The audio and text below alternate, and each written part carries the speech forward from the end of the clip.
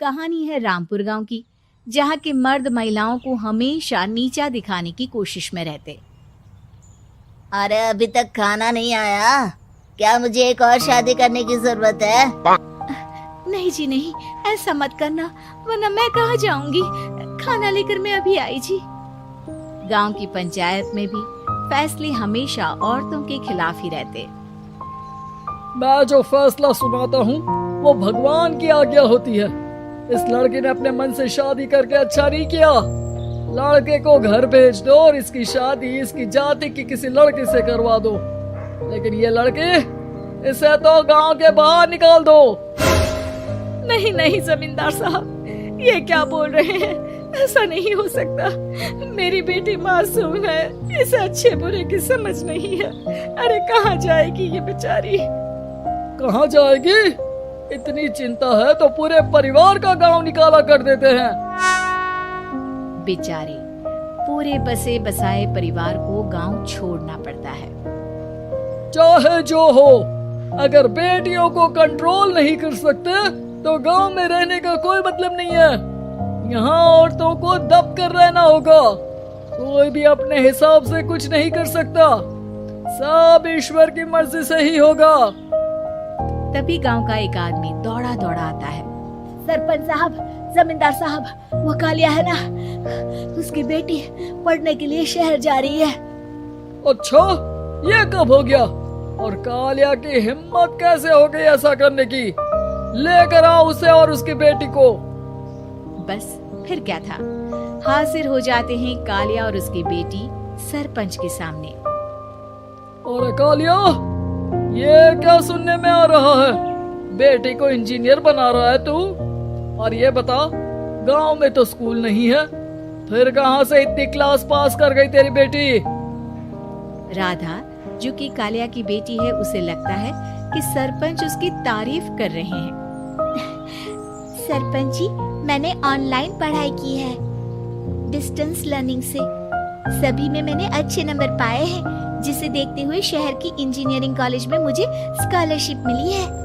वाह जी वाह, क्या होती है ये? पहले तो ये बताओ, फिर आगे की बात करते हैं। पूरा गांव राधा की बात सुन रहा था और राधा बोलती जा रही थी।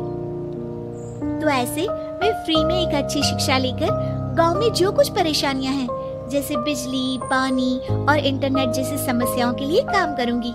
मैं गांव को शहर से जोड़ने के लिए पुल का निर्माण करवाने का प्रस्ताव रखूंगी। मुझे पूरी उम्मीद है कि जल्द ही हमारा गांव भी तरक्की की राह पर चल पड़ेगा। राधा की बात सुनकर सारे गांव वाले ताली बजाने लगते हैं।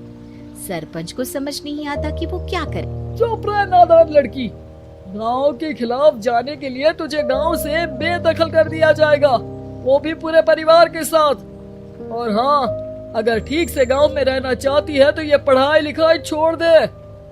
हम तेरे लिए गांव का कोई होनहार लड़का देखेंगे। तभी गांव का एक आदमी बोल पड़ता है। अरे नहीं नहीं सरपंच जी, राधा बिटिया जो बता रही है, अगर वैसा हो जाए तो हम लोगों को पैसा कमाने के लिए बाहर नहीं जाना पड़ेगा। हाँ जी, और ना ही कोसों दूर पानी के लिए भटकना पड़ेगा। हमारे बच्चे भी अच्छी पढ़ाई कर सकेंगे और आगे बढ़ेंगे, ना कि हमारी तरह खेती करते बैठेंगे। क्यों गांव वालों, राधा बिटिया का साथ देना चाहिए ना। सरपंच देखता है कि गांव राधा के साथ है तो वो चुप हो जाता है। वो घर आकर अपने सलाहकार से बात करता है, जो बहुत ही चालाक किस्म का इंसान होता है।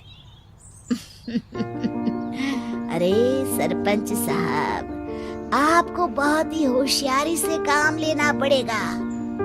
एक बार गांव तरक्की कर गया, यहाँ के बालक पढ़ लिए तो कोई ना पूछेगा आपको। और फिर ये जो बेटा और बेटी है ना आपके, इनको भी आम लोगों की तरह ही जीवन जीना होगा। हाँ, लेकिन करे तो क्या करे? वो ना अब मुझ पर छोड़ दीजिए, बस मैं जैसा बोलूं करते जाइए। अगले रोज सुबह जब गांव वाले सोकर उठते हैं तो राधा के घर के बाहर और साथ ही वो लोग जिन्होंने राधा का सपोर्ट किया था, उनके घर के आगे लाल रंग से कल आऊंगी लिखा होता है। कल आऊंगी, यह क्या होता है?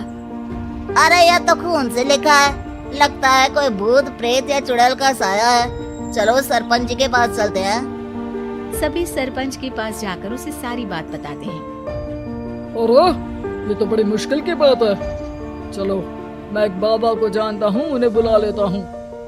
सरपंच बाबा को लेकर गांव के घर के बाहर जाता है। ओहो, तो ये वो चुड़ैल है जो उन लोगों को निशाना बनाते हैं जो गांव को बदलने का सपना देखते हैं। वो गांव को ऐसे ही संपन्न देखना चाहती है। वो नहीं चाहती कि कोई बाहरी यहाँ का कायाकल्प करे। क्या तुम लोगों में से किसी ने गांव को बदलने की सोच रखी है? तभी राधा की माँ रोते रोते आती है। मेरी राधा घर से गायब हो गई है। अरे कोई तो बचाओ, मेरी बच्ची कहाँ गई?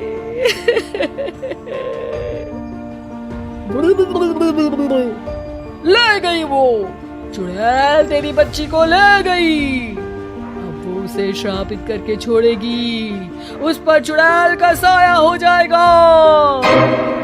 तभी बुरी सी हालत में राधा भी वहाँ आ जाती है।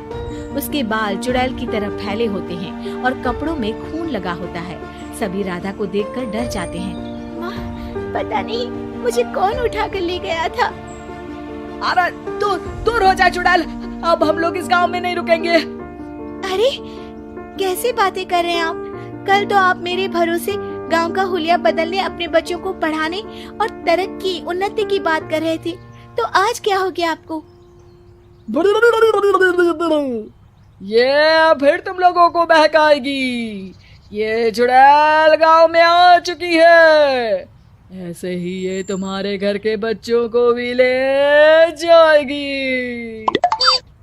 गांव वाले राधा को गांव से बाहर निकाल देते हैं। उसके माँ बाप रोते रहते हैं, लेकिन गांव वाले नहीं मानते। मैं भी अपनी बहन के साथ गांव के बाहर रहूंगा, लेकिन वो पढ़ाई नहीं छोड़ेगी। वहीं सरपंच के घर पर सलाहकार कहता है। देखा, सांप भी मर गया और लाठी भी नहीं टूटी।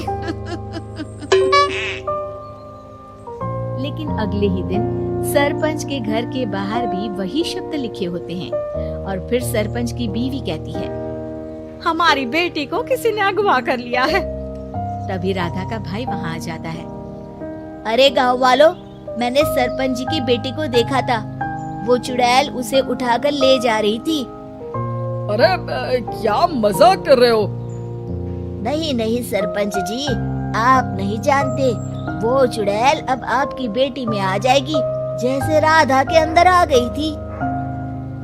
तभी सरपंच की बेटी वैसी ही हालत में वहाँ आती है जैसे राधा आई थी। पापा, पता नहीं कैसे मैं गायब हो गई थी। चुड़ैल, इसके अंदर भी चुड़ैल का साया है, मारो इसे। अरे नहीं नहीं, इसे भी राधा के पास गांव के बाहर ही भेज दो। अरे चुप रहो, मेरी बेटी कहीं नहीं जाएगी और चुड़ैल बुड़ैल कुछ नहीं होता है। अरे कैसे बात कर रहे हो सरपंच जी? आप तो बोल रहे थे कि आपका फैसला भगवान का ज्ञान होता है, तो अपने पर बात आई तो अब आप ऐसे बोल रहे हैं। अरे ना ना ना, आपको अपनी बेटी को त्यागना ही होगा। अरे बुलाओ बाबा को। राधा का भाई बाबा को ले आता है, जिसे अब गांव वालों के डर के कारण सच बोलना पड़ता है। मैं कोई बाबा नहीं हूँ, मैं तो मोची था। ये सलाहकार महोदय ने मुझे कहा था एक्टिंग करने को। अब वो मुझे पैसे देने वाले हैं। अब मुझे माफ कर दो। गलती हो गई, मुझे माफ कर दो। तभी वहाँ राधा आ जाती है। देखा सरपंच जी, जब गांव के बच्चे साक्षर होंगे तो आप जैसे लोगों की चालाकी नहीं चलेगी।